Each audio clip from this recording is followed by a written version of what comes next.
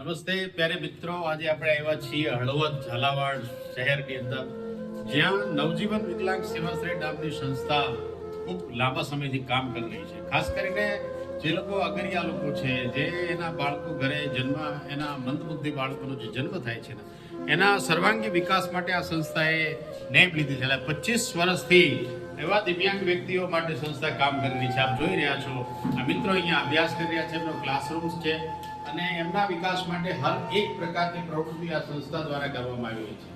આજે એમને તમારા સહારાની, તમારી મદદની, તમારી સહાનુભૂતિની આ મિત્રોને ખૂબ જરૂર છે. આવા અનેક બાળકો છે. આ દિવસ સુધી આ સંસ્થાએ 45,000 જેટલા મંદબુદ્ધિના બાળકોને મદદ કરી છે. ઉંમર કેટલી છે? કેટલી સાલ છે? કેટલા વર્ષનો થયો? કેટલા?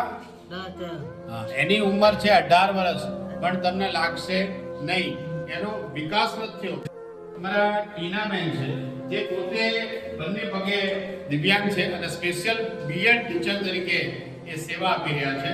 અને આ જે બાળકો છે અમારી સાથે, જેને પોતાને કેવી રીતે જમવું, કેવી રીતે કપડાં પહેરવા એનું પણ પૂરું જ્ઞાન નથી, ત્યારે આ બેન દ્વારા આ ભાઈઓને, આ છોકરાઓને આ પ્રકારના ચિત્રો અને આ રીતે ફળ કેવા કલરનું હોય, દાડમનું ફળ કેવું હોય, એનો આકાર સમજાવવામાં આવે છે.